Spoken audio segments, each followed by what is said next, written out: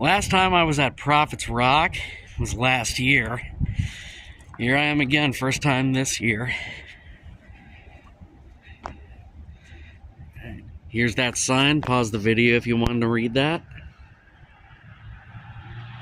What you might not realize until you get here is after these steps here, I don't know how well you can tell here in the video, but it starts getting pretty steep up there. So if you ever come to Prophet's Rock, when it's wet out, come prepared.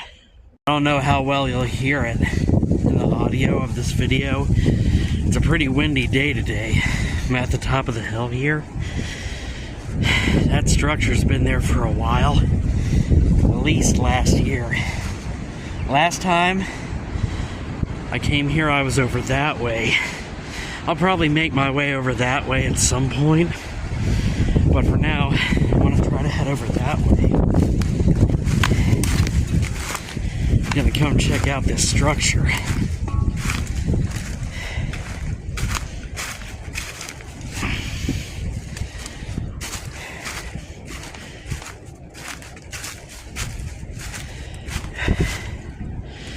Good start to the beginning of the structure. Makes me wonder just how much work it takes to actually make a structure like this. Even from a distance, that fallen tree right there, especially up towards the top, that looks like a great place for smaller animals to hide out in, take refuge. If you're gonna walk up and down that trail, oh, that'd be a workout. I guarantee you that rain runs off down in there. Now this tree right here, that's a shagbark hickory. Oh wow, wind.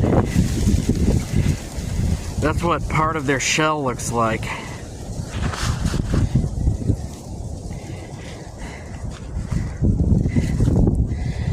Although I am grateful that I have the opportunity to come out here and enjoy how beautiful God's creation is, with this weather, just keep an eye out. Stay safe out in the woods. I can't help but notice, just like any other patch of woods, forest, all these dead branches, dead trees laying on the ground, all these leaves. Basically, a forest will take care of itself in the aspect of all these nutrients. Leaves will break down these dead limbs, these dead trees.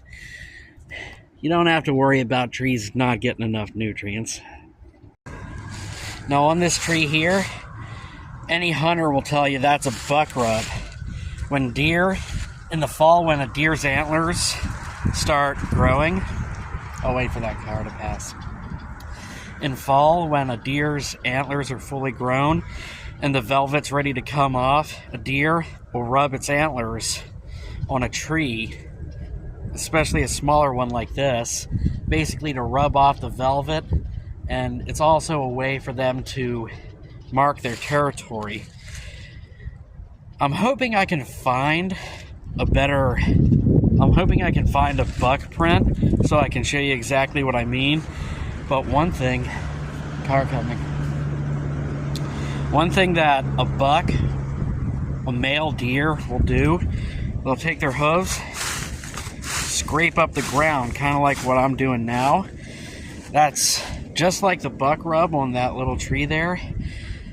A deer scraping is another way to mark their territory, and you can tell by the print if it's a buck or not, because the does, they don't scrape, only the males do.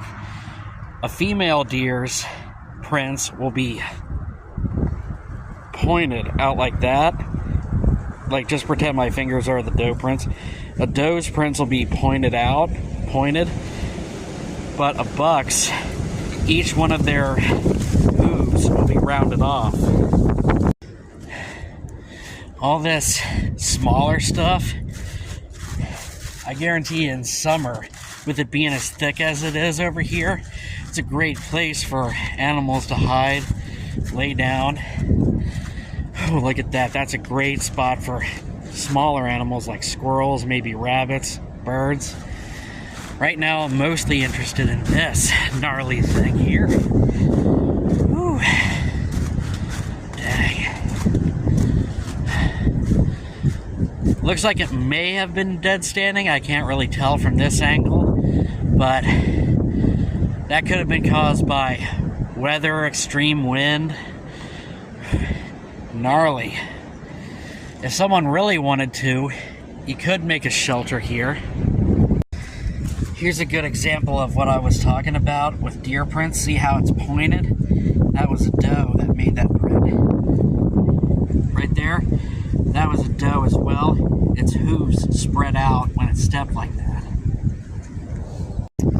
This is a good sign. See how small that is? Okay, so for example, I wear a size 7.5 boot. See how small that deer track is? That's from a fawn, a young one.